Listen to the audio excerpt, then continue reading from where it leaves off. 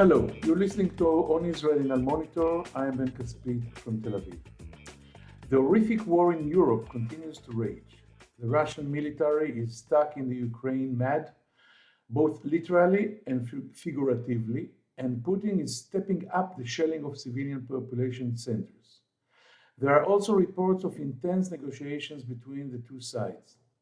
The main negotiations are direct between Russian and Ukrainian teams, but other international mediators are also involved.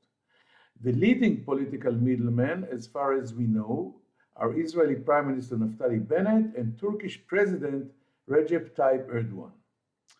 Up until 6-7 months ago, such mediation efforts would have set off a battle of credit between the Israelis and the Turks, between Jerusalem and Ankara.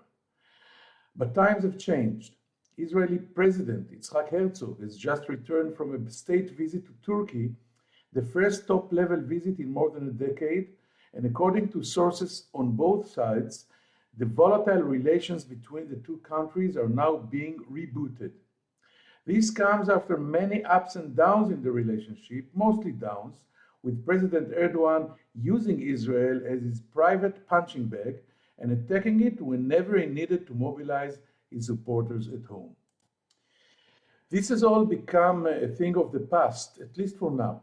Erdogan, a staunch Islamic, pulled out all the stops for Herzog's visits, standing at attention as an orchestra played the Hatikva anthem of the Jewish people and lavishing his guests with honors and tributes. Diplomatic cooperation between the two countries, which has been severely downgraded for over a decade, has resumed, including a rapprochement through security channels. Israeli sources tell Al Monitor that since Erdogan started courting the Israeli president as soon as Herzog took office last summer, Turkey has been attentive to most of Israel's requests on security and other matters. Are we on the verge of a renewed honeymoon between Israel and Turkey? Although it's too early to tell, the answer is probably no. Erdogan is not converted to Zionism. What's driving his outreach to Israel is regional interests, politics, and his own personal ambitions. Our guest today served as Israeli ambassador to Turkey and as Director General of the Israeli Ministry of Foreign Affairs. He is considered a leading and respected expert on the field of Israel-Turkey ties. Dr. Alon Liel will be here with us right after this short break. Hi, I'm Elizabeth Hagedorn, and I'm the State Department correspondent at Al Monitor. And I'm Joe Snell. I'm Al Monitor's video editor. Let's admit it, this past year has been difficult to stay on top of the news and sift through what's accurate and what's misleading. Let Al Monitor help you. If you care about the Middle East and North Africa, you should consider listening to Al Monitor's audio series On the Middle East with Andrew Parasalidi and Amber and Zaman, and On Israel with Ben Caspit. You can now watch our newest video podcast, Reading the Middle East with Gilles Capel. You can subscribe to these series on your favorite podcast platforms. And through a host of free daily and weekly newsletters, we offer a range of perspectives with the highest journalistic standards. You can subscribe to these newsletters at almonitor.com. As an award-winning media service headquartered in Washington, D.C., Al Monitor has a network of over 160 contributors around the world. So if you haven't done so already, be sure to visit almonitor.com, where you can find all of these newsletters and podcasts along with first-class reporting and analysis.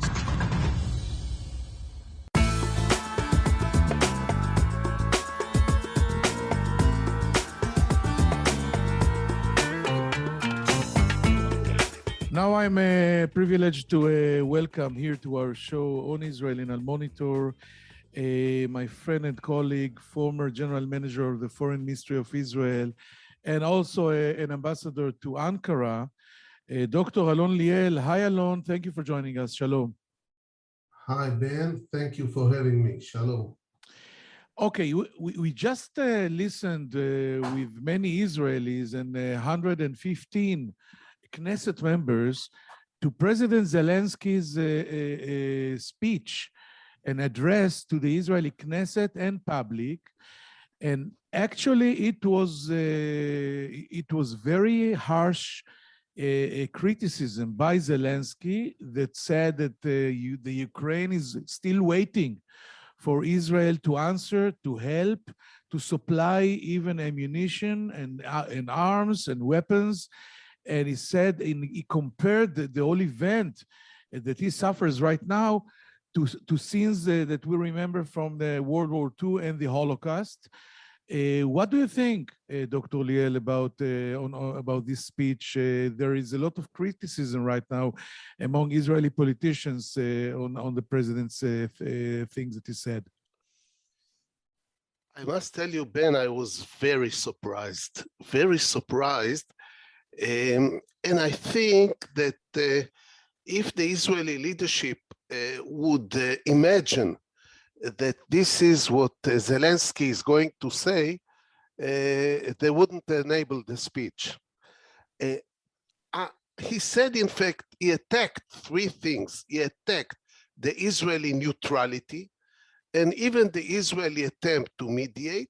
He attacked the fact that Israel is not helping him militarily, and he attacked the fact that Israel is not joining the economic sanctions. Now, why was I so surprised? Because we are having a very, very different impression here about the Israeli role in this war. We had the impression during the last 3 weeks that Ukraine wants us to mediate. The Ukraine asks us to mediate. And also, we never heard that they really want directly weapons. We heard about helmets and vests, but not about Iron Dome. And even the fact that they want us to join the sanctions, economic sanctions, was silenced here. So I was surprised because there was a huge gap between what we heard during all the war about the Israeli role, the Israeli position, the Israeli involvement, and between his words. If you allow me, Ben, I would add here something based on my diplomatic experience. It happened to me several times, not very often, that when you don't meet a partner directly, you have a big surprise when you enter the room. And especially when it's somebody that the media distorts the picture about. And here I felt like I met somebody that was not allowed to talk to me for 3 weeks. And this was the reason I was so surprised. Okay, but I have to tell you, I spoke later after the speech, I spoke with my sources within the Prime Minister chambers, and they were not surprised. They said to me something like, this is Zelensky. They sent me his speeches, for example, to the German Bundestag. And he also criticized the German behavior, and you're scared behind the new wall, etc., etc. And they also emphasized that whenever Prime Minister Bennett is mediating, it's only to the request of the Ukrainians. But after having said all that, maybe it's about time to renegotiate or to rethink or to reboot or to reset the Israeli behavior here. Maybe the mediation actually is over, and we have to think about where to go on now. I didn't see the speech to the German Bundestag, but I saw the speech to the Congress.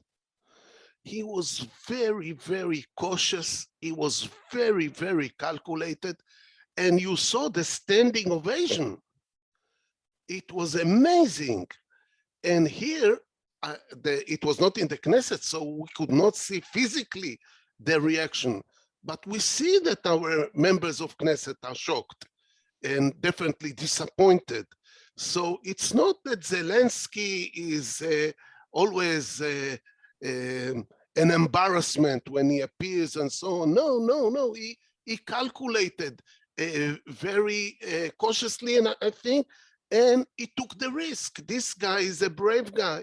He took the risk, and he said, I want to tell you what I really think about it, and about you, and please go and think and give me answers. And in fact, as I understand it, he asked to stop the mediation. And I don't think we can go on with the mediation from this stage on after he specifically says you cannot mediate between bad and good. And we are the good here. And so obviously, we will have to change our policy on the mediation. I think he made a mistake about the weapons, because we were reluctant to give him weapons until now, and the reluctance will grow, because now it will look as if we are supplying him arms under his direct pressure, Yes. and it will complicate things with Russia. So here maybe he went too far. Also with the economic sanctions, I don't know how Israel will behave. A big question here is if the speech to the Knesset received some international attention.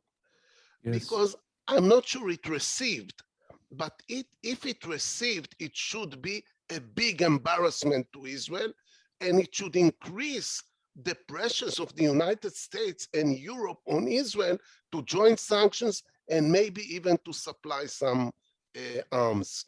Yes, I think we'll be smarter about the international reaction a little later. So you actually answered one of my last questions about the Prime Minister Bennett's Russia-Ukraine mediation. You think we've had enough of it?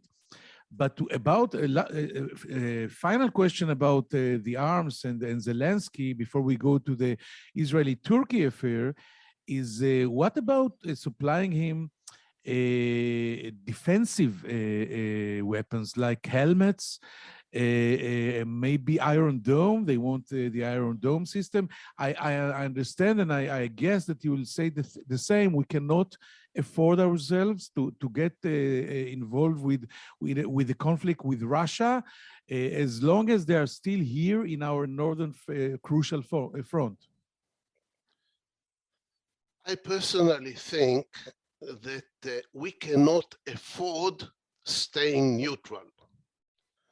Our history is that we are very clearly a part of the West, and staying neutral for a long period of time, especially now when the war looks more balanced, and it doesn't look as if Russia is going to win it in a week or two, and to stay neutral between Russia and the Ukraine, especially if Russia will end up losing, will be an Israeli mistake. So I think we have to recheck our neutrality. Regarding helmets and vests, I think this is the strangest story of the last 3 weeks. It was clear that they need it, and helmets and vests are not military equipment. They are more humanitarian or life-saving equipment. The fact that we did not supply it out of our reserves that we definitely have looked strange to me from day one. And I think this we exaggerated our fears from Russia here, or maybe during the mediation, Putin simply demanded that we do not do it, because otherwise I can't explain why we didn't send the Ukrainians this life-saving equipment. By the way, Iron Dome is different. We developed the Iron Dome with Americans. Yes. We probably need a permit. I don't know if they will give us a permit. We need a permit, and we don't know what the Americans think. And okay, so let's go now to your, I think your the number one issue that you're an expert in, and we'll talk about Israel and Turkey. And what do you think? How would you characterize the Israeli-Turkish romance developing rapidly in recent months? Are we still in the phase of putting out feelers?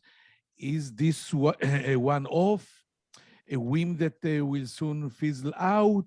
Or are we seeing a strategic process that can restore at least some of the once robust alliance between the two countries that you know so well? Yeah. If I'll give you in 2 sentences an historical analysis, until 1990 or 1991, until the Madrid conference, we were the side that was clearly running after Turkey, chasing Turkey, trying to convince Turkey to improve relations.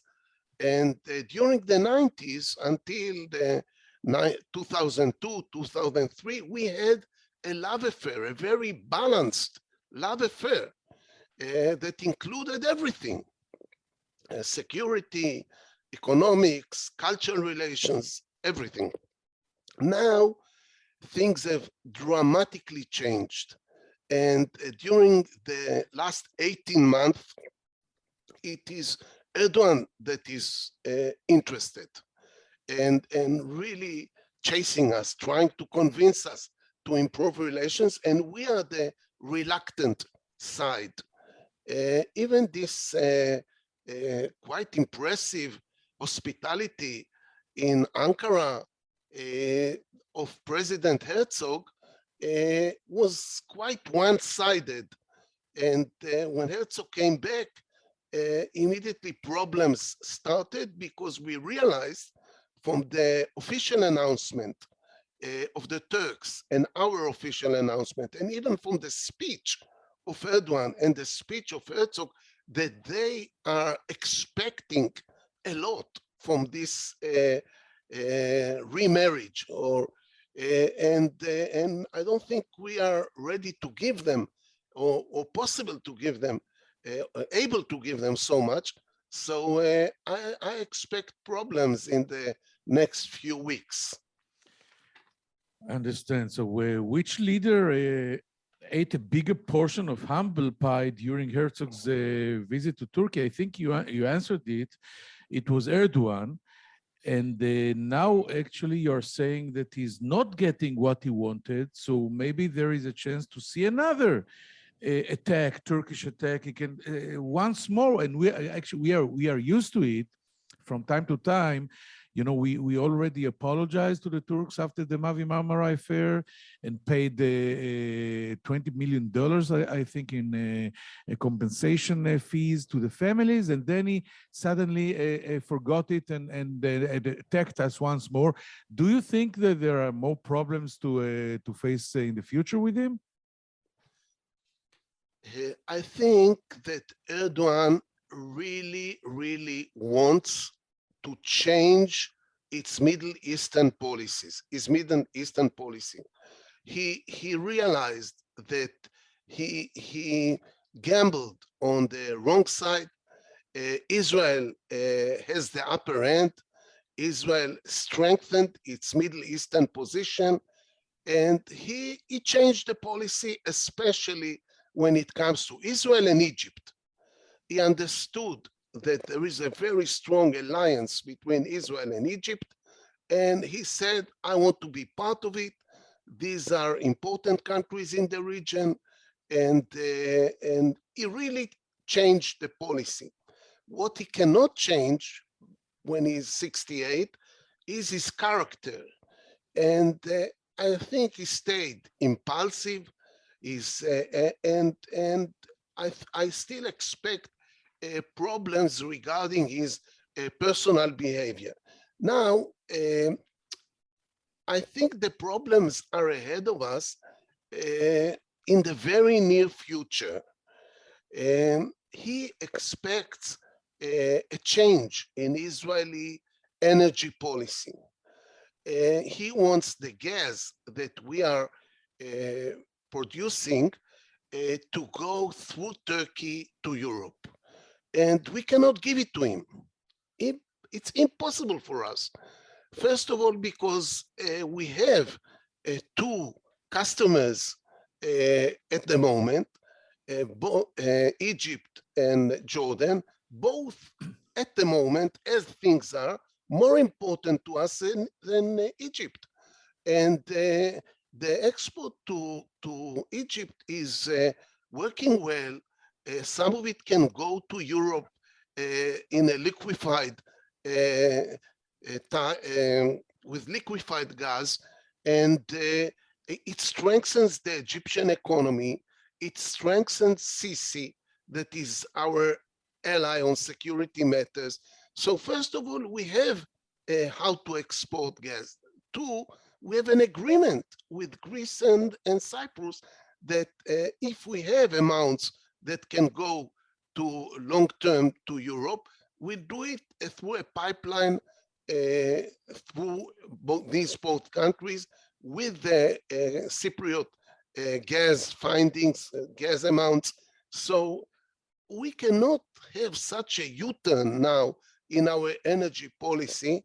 And I think his expectations are not realistic because he runs Turkish affairs personally, and he can make these type of U-turns in his policy, like he made now a U-turn toward Israel. But we have a different system, and we cannot make such a U-turn. And I expect especially problems around this issue. I knew because that, this is the main issue. Let's say the truth. The gas issue is one of the main interests that drove Erdogan to between Herzog's arms. But I want to complete, Dr. Liel, what you just said, because don't forget that the Americans are no longer supporting the East Med pipeline. So I think this channel is already half dead. I'm talking about a direct pipeline to Cyprus and Greece. And maybe, as I heard from decision makers, we can afford ourselves, beside the gas to Egypt, also to send some gas to the north with the pipeline to Turkey, and from there to Europe and maybe to Greece. Anyway, a lot of work, but I totally agree with you. We'll not be able to supply the goods in the near future. It's not a thing that you are U-turning in so fast, and you're totally right about it. I want to ask you, what about Iran? Do we have also a mutual interest with Erdogan on the Iranian nuclear deal and issue and the whole Iranian things, the activity of the Revolutionary Guards among Syria, Yemen, etc.? Does Erdogan think as we think on this matter? Yeah, this is a key question. But one sentence before we come to the heavy issue of Iran, there is one issue that is burning for the next 3 weeks. We have to solve it in the next 3 or 4 weeks, and this is the exchange of ambassadors. And here also he expects this to happen simultaneously with his foreign minister visiting here, and I have the feeling that we are not ready to do it, so we still will have problems on the bilateral. But let's go to the regional. And I think here is a huge opportunity,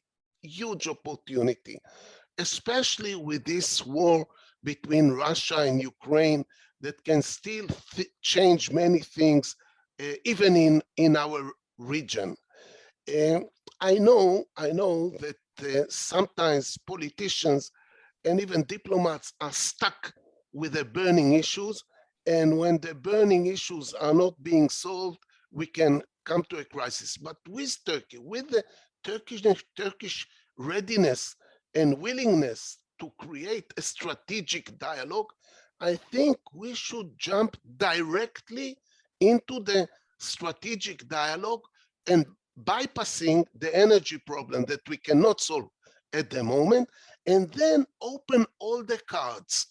I remember we had wonderful years with the Turks, and we had a strategic dialogue twice a year, once in Ankara and once in Jerusalem.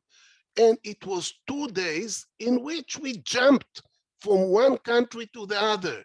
And this is what we have to do now. We have to sit on Iran, to sit on Libya, to sit on Syria. And I'm sure, and on Egypt. Egypt is extremely important to Erdogan. And we can, at the moment, I'll say, a strong word. We can almost deliver Egypt to Turkey at the moment with the close ties we have with the Egyptians. So I think if we open the cards, by the way, also Saudi Arabia and the Emirates, I think Erdogan is ready for a big change in the Turkish direction in the region that will put him in the moderate camp, although he's Islamist and although he has a long border with Iran, and it's very difficult for him to clash with Iran. I think he is ready to jump to the Saudi, Egyptian, Israeli, Jordanian camp. Now, this is very important for us if we can achieve it. And if we can see that this can happen and his change of policy can further isolate the Iranians, then we might be able to do things that we didn't plan to do, and build a deal with him. But I think if we take only the narrow approach of his two demands at the moment, let's exchange ambassadors and give me promise for the gas, we will be stuck. It's fascinating, these examples and these advices. I want to ask you finally, go back to the global arena, maybe the macro picture, and ask you about what lessons do you think Israel should draw from the war in Europe? On the one hand, the world has shown that it has little tolerance for military aggression against innocent civilians. On the other hand, Israel's capabilities have become a strategic asset for countries that are increasingly aware of the security threats they face and are trying to beef up their strength against cruel aggression. What do you think Israel should learn from what we see in Europe right now? Of course, you're living here, Ben, and you hear that we should draw our conclusion that then we can rely only on ourselves and so on. But this was our policy already 50, 40 years ago. We understood it and we planned our future accordingly. We are today a strong country, militarily, technologically, economically, and even diplomatically. And our situation cannot be compared to the Ukraine.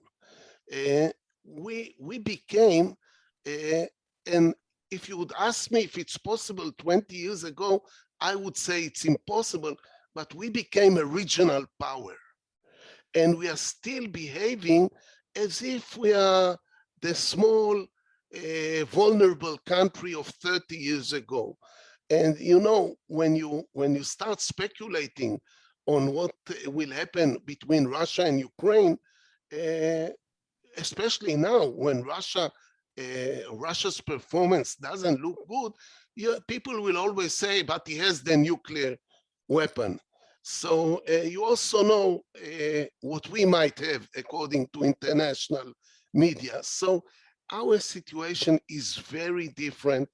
We became a power in the region that, to my great surprise, is even popular in Arab circles, and we see the picture, the map of our diplomatic relations in the Middle East and its potential to be expanded even without solving the problem with the Palestinians. So our dynamics is very, very different, and it's based a lot on our big economic and technological success and military success and homeland security success in the last 15 years. You helped me restore my optimism, Ambassador Dr. Alon Liel. Thank you very much for this very interesting talk. Toda rabba, Alon, and we will be right back with you after this short break for some final thoughts. Thank you, Alon. Thank you, Ben. Thank you, Ben. Bye-bye.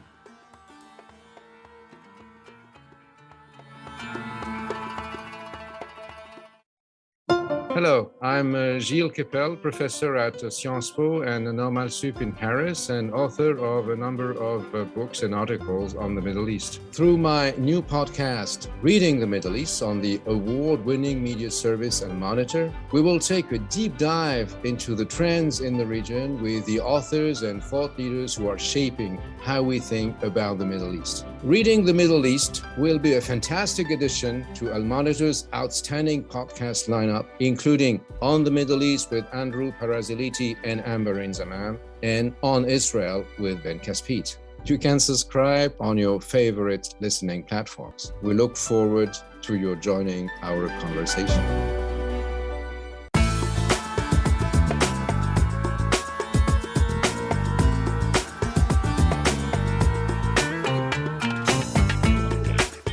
Thank you for staying with us. Dr. Alon Liel, former general manager of the Foreign Ministry Office and former Israeli ambassador to Ankara in Turkey, was surprised from the harsh criticism, even we can say attack, that President Zelensky right now, launched on the Israeli lawmakers in his speech, short and aggressive speech through Zoom to the Knesset. He said that if the Israeli government would have known in advance that this is what President Zelensky is going to say, maybe they wouldn't even enable the president to speak in the parliament. Dr. Liel said that maybe the president's criticism is a sign that Israel has to regroup or reset or rethink the Israeli mediation between the Zelensky and Putin, the Ukraine and Russia. On the general issue, he said that Israel cannot afford itself to stay neutral.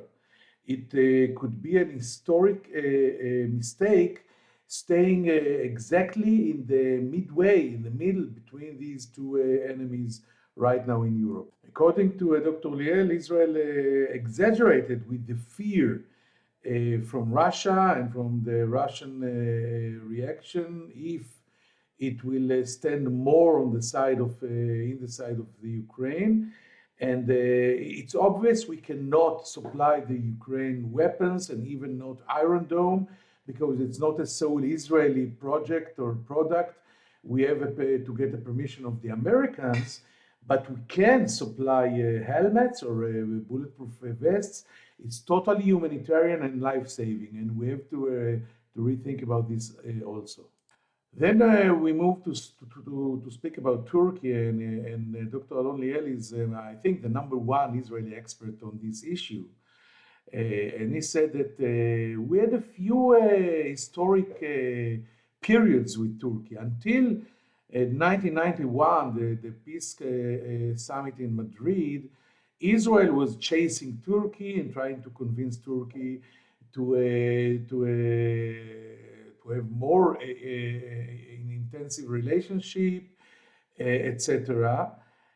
But then we came to in the 90s, all over the 90s, it was a balanced love affair, as he said, and we were almost partners, almost in everything: the security issue, economy, diplomatic, and all the other issues.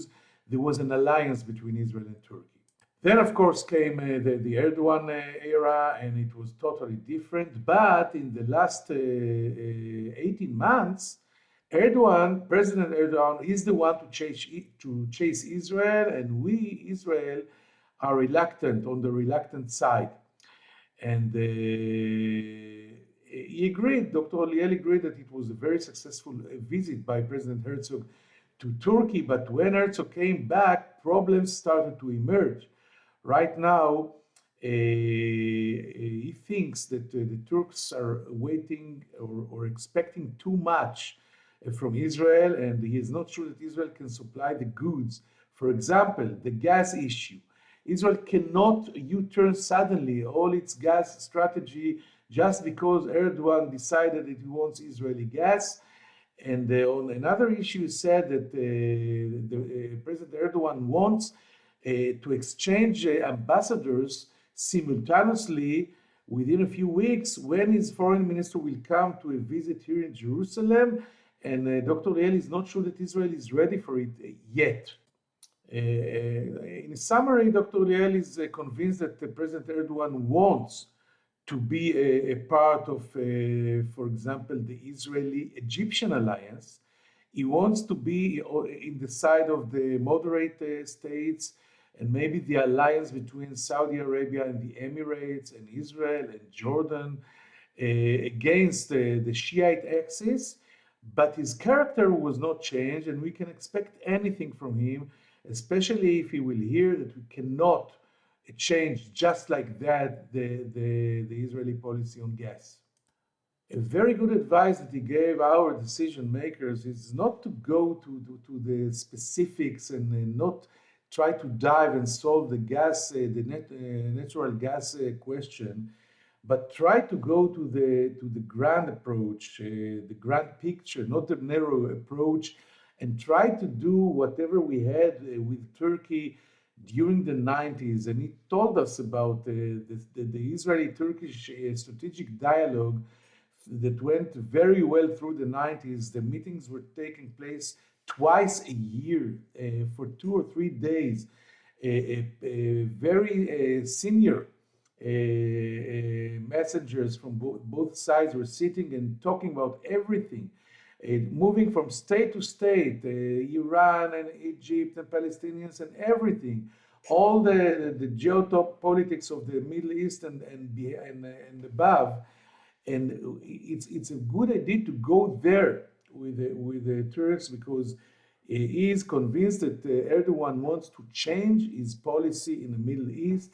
And this is a very good chance that we have now an opportunity to reset everything. I hope you enjoyed it, and I hope to meet you here next week, next time, next place. Thank you. I'm Ben Caspit from Tel Aviv. Take care and bye-bye.